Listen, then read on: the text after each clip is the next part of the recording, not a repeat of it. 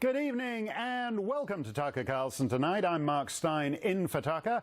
There are conflicting reports tonight on whether President Trump is a target in the various investigations roiling Washington, from the Mueller Russia probe to the Michael Cohen raids. Meantime, the Justice Department's Inspector General referred its findings on former FBI Deputy Director Andrew McCabe to federal prosecutors for possible criminal charges. Ed Henry is at the White House with all the developments. Ed, what's going on? Mark, great to see you. This could be a big deal because what we're learning today is that the Deputy Attorney General in an Oval Office meeting last week told President Trump he is not a criminal target in either the Michael Cohen investigation or the special counsel probe involving Robert Mueller, of course. Bloomberg kicked all of this off by reporting that during this meeting, Rosenstein basically said the president's a subject of the Mueller probe, meaning his conduct is under investigation, but there's not enough evidence to charge him.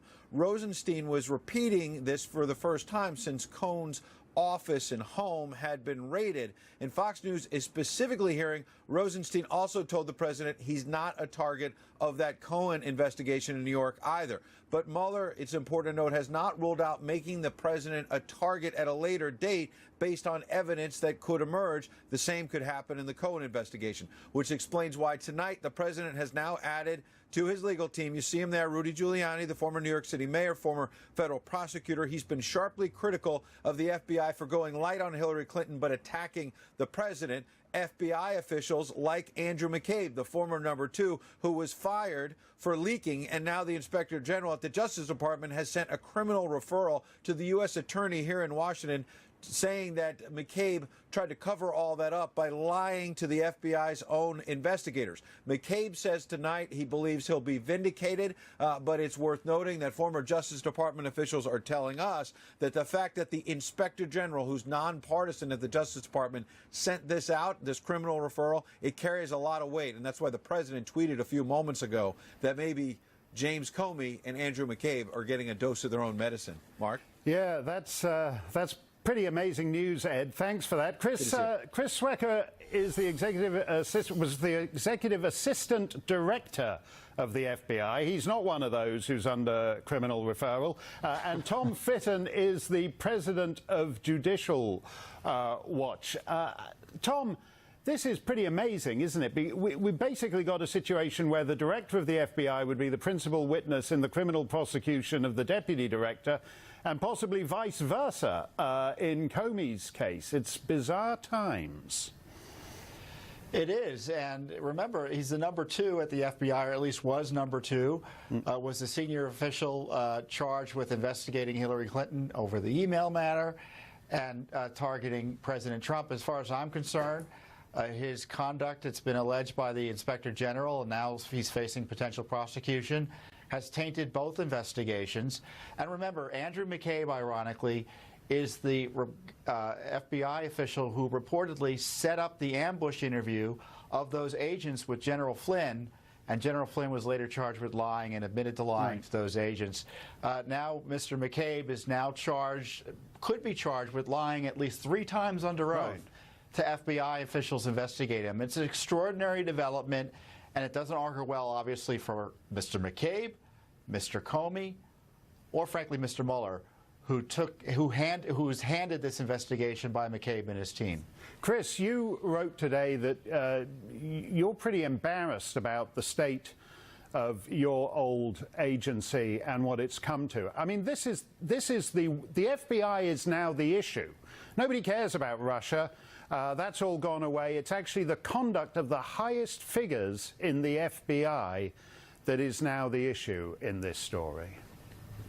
Well, Mark, let me just say it's not the FBI.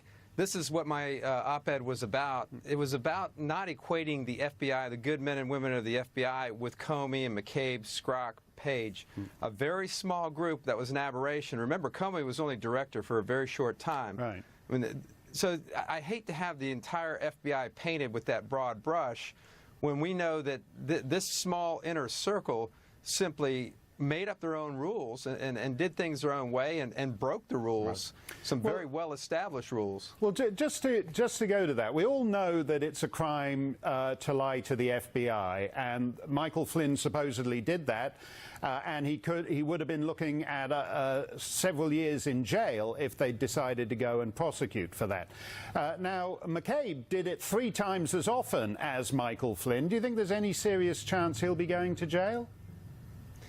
I think that the referral by the Inspector General is a very serious thing. I mean, it's ironic that the potential charge would be 18 U.S.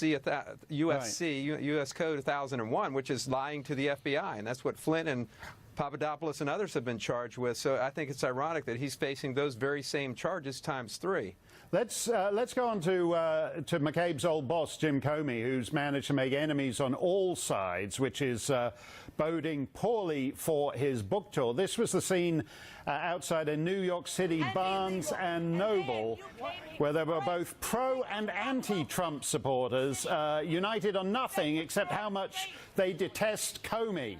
Antipathy to James Comey is healing this divided nation. What's your reaction to that, Tom? You know, the veil's been lifted. The veil's been lifted. James Comey is an anti-Trump activist. He might as well be running the DNC, given his hatred for President Trump and his deference to Hillary Clinton. You know, he illegally leaked, in my view, that document about his alleged conversation with President Trump that I really don't even think happened the way he said, in order to get a special counsel appointed. So, you know, breaking the rules to get a special counsel to target President Trump, that's Mr. Comey's legacy. And Andrew McCabe is his legacy. Peter Strzok is his legacy. Right. Lisa Page is his legacy. This is the culture of corruption that James Comey quickly set up when he was appointed by Barack Obama to run and from a leadership position, ruin the FBI for that short time he was there. Let me ask Chris a question about that, Chris, because you've been very strong on this idea that basically here we have it, like in county court terms, the policeman usurping the role of the county attorney when he absolved Hillary Clinton from any prosecutable wrongdoing. He's not the prosecutor, he's the investigator. Why didn't President Obama actually fire him as FBI director for that? Well, that's a good question. I mean, you know, this system is set up to have a filter between the investigators and a prosecution or a prosecutive decision, and that's a very sound system, and that keeps the FBI out of politics. In this case, he thrust them directly into politics, sort of a thumbs on the scale investigation, a non-investigation with Clinton, and then a pretty push-the-envelope investigation on the president. Now, right. I'm in favor of an all-out investigation. If you're going to investigate and it's fully predicated, go at it. In this case, they did not. And I think that fit in with the whole agenda there. Lynch clearly, the Attorney General clearly was in the camp for Clinton, was running some interference for her. And that's what former Director Comey cited as the reason he bypassed her. But I can't, you know, you can't do that. You can't do that differently just for her. Gentlemen, you know, this is a system that has rules, and he should have followed the rules. No, that's a good point. Equality before the law. I have dim memories of that. As we reported, there's news tonight that Deputy Attorney General Rosenstein told President Trump he's not a target of the Cohen investigation. But there are still questions surrounding both the Cohen and Mueller probes. Christy Setzer is a Democratic strategist and president of New Heights Communications. She joins us.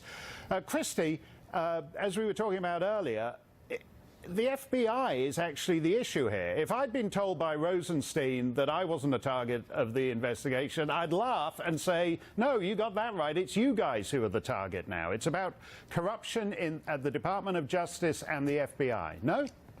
No, I would say that if this just shows that Rod Rosenstein is no fool. He sees the long trail of people ahead of him who dared to go into the morass of potentially criminal activity that surrounds the president, whether you're Mueller, whether you're Comey before that, whether you're Preet Bharara and Sally Yates, and who have either gotten fired or every single day are looking at the potential of being fired just, again, for daring to say that Trump may have been part of this criminal activity as well. So if I were Rod Rosenstein, I would tell him, you know what, sir, you are not a target. So you think whether or not that's true. You think this is just like a crafty move by Rosenstein to get himself off the hook and avoid being fired, and then 3 months' time he can supply the articles of impeachment and Trump's finished. That's the master plan, is it?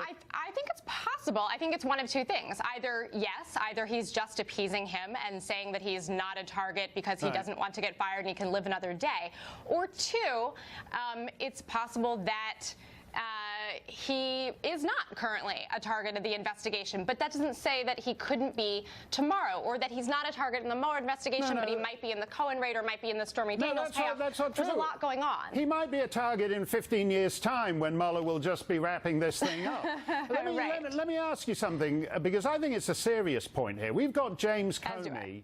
James Comey is going on a book. He's going on the late-night comedy shows, doing jokes about what the prostitutes were up to in allegedly in Trump's Moscow hotel room. Allegedly. Yes.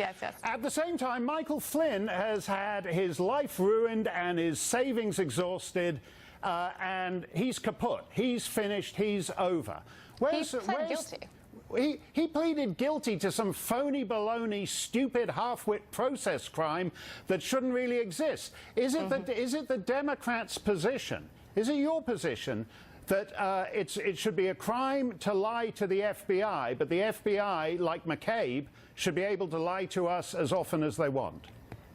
Absolutely not. No, I do think that it could be a crime to lie to the FBI, but it's always been a little bit curious to me as far as what exactly was Andrew McCabe's wrongdoing here initially. What was his original sin?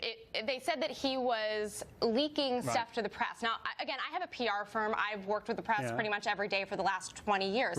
Leaking to the press could also just mean giving truthful information to the press for which there is no crime. So it's very odd to me. If you've got a PR firm like you, but if you're supposed to be an impeccable, non-partisan government bureaucrat, that's different from being a hotshot, crackerjack PR person like yourself. As I am, right? No, it doesn't have to be. That's the thing. Again, there was not necessarily any kind of wrongdoing here on his behalf. Wait a minute. The understanding was that he thought that an article was going to come out in, I believe, the Wall Street Journal that was going to make him look bad. No, let's break that down. The wrongdoing may not be the leaking, but then he lied under oath about the leaking.